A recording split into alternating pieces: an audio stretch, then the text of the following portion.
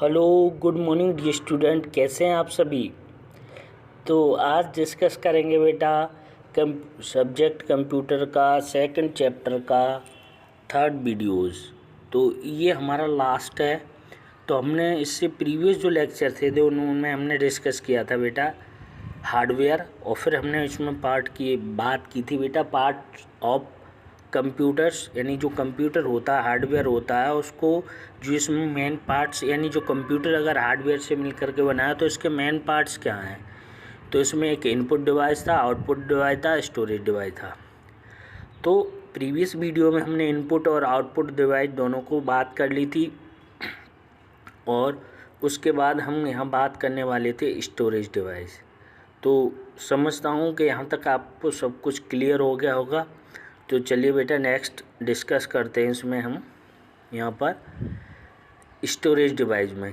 तो देखिए storage device की बात करें हम बेटा, तो यहाँ जो हमारा स्टोरेज डिवाइस है, यानी कहने का मतलब है जैसे हम किसी कंप्यूटर पर वर्क कर रहे हैं, तो कंप्यूटर पर वर्क करते समय हमें पहले इनपुट देना पड़ता है, फिर जो हार्डवेयर से उनके और जो हमारे सॉफ्टवेयर से उनके बाद वहाँ प्रोसेस होता है, फिर उसका आउटपुट होता है। तो हम बात करने वाले हैं, फिर उसके बाद हम क्या कर लेते हैं, उसको स्टोर कर लेते हैं। क्या कर लेते हैं, स्टोर कर लेते हैं। तो हम उसको समझते हैं। तो देखिए we use storage device for store a computer information. Storage devices come in many from some example are in follow. यानी देखिए कोई भी जो कंप्यूटर्स है वो कुछ स्टोर यानी डाटा है उसको स्टोर करता है, उसके लिए हमारे पास डिवाइस हैं, तो उनको हम डिस्कस करने वाले हैं।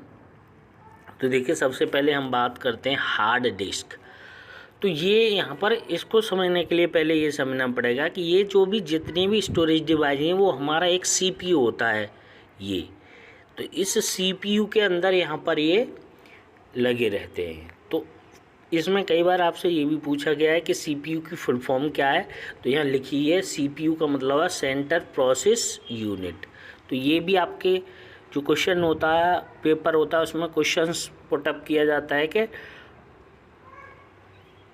यहाँ पर के write down the full form of CPU। तो आप इसको लिख सकते हैं। तो हम समझ रहे हैं इसको। तो a magnetic disk that is usually then main storage device on the most computers. It can be external और internal device। यानी यहाँ पर हार्ड डिस्क होती है वो मेन डिवाइस होती है, इसमें इंटरनल और एक्सटर्नल दोनों तरीके की डिवाइस होती है। इट कैन बी एक्सटर्नल और इंटरनल डिवाइस। उसके बाद दूसरा हमारे पास स्टोरेज डिवाइस में आता है बेटा CD। जैसे ये समझ में आया, ये हमारा क्या है, हार्ड डिस्क। तो हार्ड डिस्क का जो डायग्राम है वो इस तरीके का होता है, यानी ये इंटरनल और एक्सटर्नल यानी मेन डिवाइस है जो कंप्यूटर में स्टोर करने का काम करती है। ठीक है, इंटरनल और एक्सटर्नल। उसके बाद आता है बेटा हमारा सेकंड पार्ट पे आता है हमारा CD।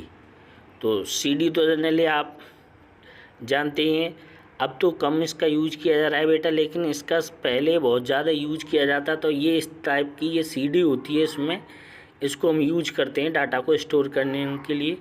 A portable storage medium that allows you to store 4000 times more data on a floppy disk. It is a less prone to damage than a floppy disk. और इसको हम यहाँ पर क्या है, इसको स्टोरेज करते हैं फ्लॉपी डिस्क में।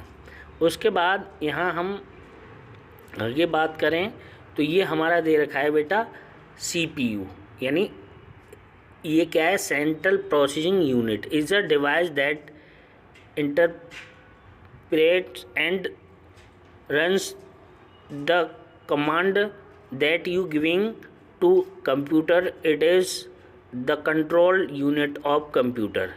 The CPU is the also referred a processor. ये देखिए मैं बताऊँ आपको बेटा, ये कंप्यूटर का जो है इस तरीके से ब्रेन बोला जाता है, दिमाग बोला जाता है। किसको, CPU को। ये डिवाइस है और इसमें ही इसी में सारी चीज़ें रन करती हैं जो कमांड देते हैं given a computer. It is the control unit of computer, ये कंप्यूटर की कंट्रोल यूनिट है। The CPU is also referred as the processor. इसमें क्या होता है, प्रोसेसर होता है। Many is where information store and, जो भी हमारे पास इंफॉर्मेशन होती है कोई सी भी, वो इसमें हम क्या कर लेते हैं, स्टोर कर लेते हैं और इसे रिटर्न भी कर देते हैं in the CPU। There are the 3 main type of memory. जो मेमोरी होती है इसकी, जो CPU की, उसकी देयर आर 3 टाइप्स होते हैं मेन। एक रीड एसेस मेमोरी होती है, यानी रैम बोलते हैं इसे, और एक रोम होता है, और एक फ्लैश मेमोरी होता है। तो ये 3 हमारी यहाँ पर मेमोरीज होती हैं, यानी रीड, जो रैंडम एक्सेस मेमोरी, और रीड ओनली मेमोरी, और फ्लैश मेमोरी। तो ये हमारी तीनों मेमोरी हैं, इनको हमें समझना है। तो मेन हमारी कौन कौन सी मेमोरीज होती हैं, ये 3 मेमोरी होती है, रैंडम एक्सेस मेमोरी, और रीड ओनली मेमोरी, और फ्लैश मेमोरी। ये इसी से रिलेटेड में, और ये सब CPU में ही मिलती हैं। तो सबका अपना वर्क होता है, तो हमें इसे समझना है। तो बात करें पहले, it is the main memory and allow you to temporarily storage command and data. The CPU reads data commands from a RAM to perform the specific task. RAM is a volatile, which means it is the available only when the computer is turned on. The content of RAM must copied as storage device if you want to save data in the RAM. उसके बाद आता है बेटा read only memory. It is the memory that retain it is content even after the computer and turn off. ROM is noveltable for form memory that is the commonly used in the storage mark. इसी तरीके से flash memory है। तो ये तीनों कहाँ पाई जाती है, CPU के अंदर। तो इस तरीके से हमको ये बेसिक में यहाँ तक समझना था। उसके बाद अगर हम ये कंप्यूटर का छोटा सा एक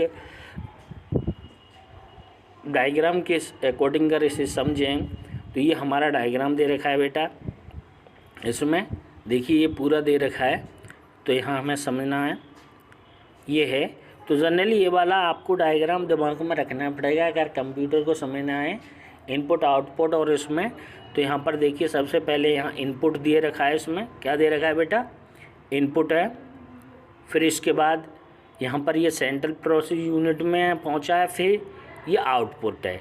तो कंप्यूटर का मेन पर्पज़ है कि इनपुट आउटपुट और प्रोसेस, ये तीनों ही यहाँ। उसके बाद स्टोरेज इसमें आनी चाहिए, तब जाके कंप्यूटर होता है। तो ये पूरा जो सिस्टम है ये क्या कहलाएगा, कंप्यूटर। तो ये वाला जो पार्ट्स है हमें एक तो बुक पे जो हमारी कॉपी होती है उस पर बनाना होता है, और एक ये जो हमारा अभी प्रैक्टिकल एग्जामिनेशन होता है कंप्यूटर का, तो उसके लिए एक चार्ट तैयार करना है। ओके, तो उसके बाद लास्ट में हमें यहाँ पर ये क्विक रिवीजन लेके चलना है कि यहाँ हमने क्या क्या पढ़ा था, मेन पढ़ रहे हैं।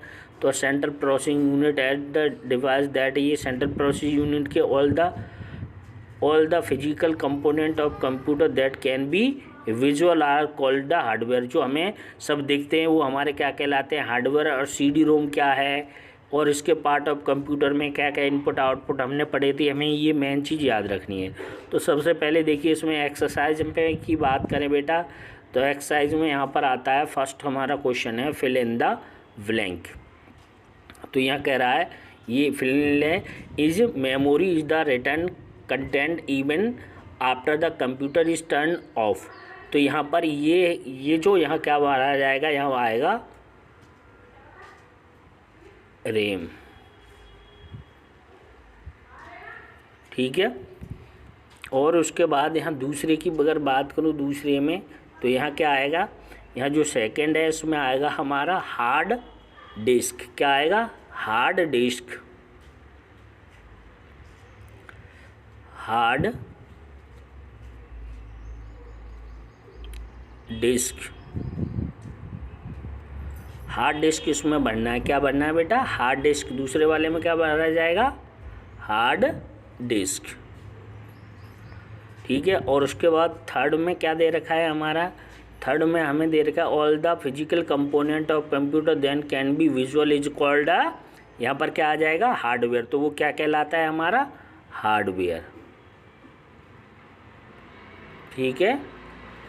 उस तरीके से आगे अगर हम यहाँ बात करें तो लास्ट में दे रखा है आउटपुट, यहाँ क्या आ जाएगा आउटपुट। लास्ट वाले में क्या output device are used to provide information to a computer. उसके बाद यहाँ पर ट्रू एंड फॉल्स है। अगला क्वेश्चन क्या है बेटा हमारा ट्रू एंड फॉल्स। तो हमें यहाँ ट्रू एंड फॉल्स लगाने। तो यहाँ पर the flash memory is the magnetic disk that actually main storage device of computer. तो ये क्या आ जाएगा बेटा, ये आ जाएगा रॉन्ग में, क्या आ जाएगा फॉल्स आ जाएगा, क्योंकि हम पर CPU में रखा गया था तो उसको हमने रखा था यानी जो, तो ये हमारी मेन मेमोरी नहीं होती। तो यहाँ पर क्या आ जाएगा फॉल्स, क्या आ जाएगा ऐसे। और दूसरे वाले को जब हम यहाँ बात करेंगे सेकंड में, तो सेकंड में हमारा क्या आ जाएगा the printer do not use the print the page. ये कह रहे हैं प्रिंटर है वो पेज को प्रिंट करने में यूज नहीं किया जाता। तो आप क्या लिख देंगे, ये रॉन्ग है। ये क्या है ये क्या कह रहा है फॉल्स है। यहाँ पर ये वास्तव में ये काम करता है, ये जो बोल रहा है वही, लेकिन ये कह रहा है ऐसा नहीं है। उसके बाद यहाँ क्या कह रहा है the monitor device that is smaller to television. बिल्कुल सही। तो यहाँ पर क्या आ जाएगा ट्रू आ जाएगा। तो पहले दोनों में फॉल्स फॉल्स और लास्ट के दोनों में ट्रू ट्रू आ जाएगा। आई बात समझ में। तो इसको हम यहाँ पर कॉपी पे कर लेंगे। उसके बाद मैचिंग आएगी। तो मैचिंग में यहाँ पर आ जाएगा बेटा स्टोरेज डिवाइस। तो क्या है हार्ड डिस्क। उसके बाद इनपुट डिवाइस क्या होता है, तो इनपुट डिवाइस में यहाँ पर हमें देखना है। तो यहाँ क्या आ जाएगा प्रिंटर। और आउटपुट डिवाइस में क्या आ जाएगा यहाँ पर अगर हम देखें, जैसे कोई कहे आउटपुट डिवाइस, तो यहाँ से जैसे हम इनपुट डिवाइस की बात करें तो यहाँ पर आ जाएगा माउस। चलिए देखिए इसको मिलान करते हैं, इसको मैचिंग करते हैं। तो सबसे पहले हम इनपुट डिवाइस की बात करते हैं। तो इनपुट यहाँ से हम देंगे किसी चीज़ से, तो इनपुट में क्या आ जाएगा माउस, यानी अगर इनपुट की बात करें तो माउस आ जाएगा। फिर आउटपुट डिवाइस में तो यहाँ पर क्या आ जाएगा प्रिंटर आ जाएगा। और फिर यहाँ पर ये क्या आ जाएगा CPU मेमोरी यूनिट कंट्रोल, ये क्या कहलाता है। और जो स्टोरेज डिवाइस होता है वो क्या होता है हार्ड डिस्क। तो इस तरीके से हम इसे क्या कर लेंगे मैचिंग कर लेंगे। उसके बाद लास्ट यहाँ पर हमारे क्वेश्चन आंसर हैं। तो हमने अभी यहाँ पर है हमारा व्हाट इज CPU। तो CPU के बारे में बताया था, तो हम यहाँ से लिख सकते हैं CPU के बारे में। यहाँ से अगर हम नहीं है तो हम यहाँ से लिख सकते हैं CPU के बारे में। ये देखिए ये हमारा फैला है the central process unit device that is interpret and the runs the command that you give to a computer. ये कंप्यूटर है। उसके बाद आगे हम यहाँ पर बात करें तो एक और रह गया है हमारा draw the block diagram of computer. तो ये तीसरा क्वेश्चन में हमें ये वाला क्या है डायग्राम ड्रॉ करना है। ये जो तीसरा क्वेश्चन है तो उसमें हम इस डायग्राम को ड्रॉ कर लेंगे। उसके बाद लास्ट क्वेश्चन है हमारा, इसमें दे रखा है व्हाट इज़ हार्डवेयर। तो हार्डवेयर के लिए मैं यहाँ से देखिए डिफ़ाइन कर दूँगा। ये हार्डवेयर यहाँ है, देखिए इसके लिए मैं आंसर यहाँ से कर सकता हूँ कि all the physical component of computer that can be visual are called hardware. तो इस तरीके से मेरा सेकंड चैप्टर कंप्लीट हो जाएगा। तो इसको वीडियो को स्किप नहीं करना है और पूरी जो चैप्टर्स दे रखा है उसका सॉल्यूशंस हमें इसको एक बार अपने बुक्स में इसको रिवाइज करना है। उसके बाद इसको सॉल्व कर लेना है। तो चलिए मैं समझता हूँ ये आपको क्लियर हो गया। तो चलिए बहुत बहुत धन्यवाद। इस वीडियो में यहीं तक रखते हैं और अगले वीडियो में आगे बात करेंगे। चलिए बहुत बहुत धन्यवाद आप सभी। Thank you.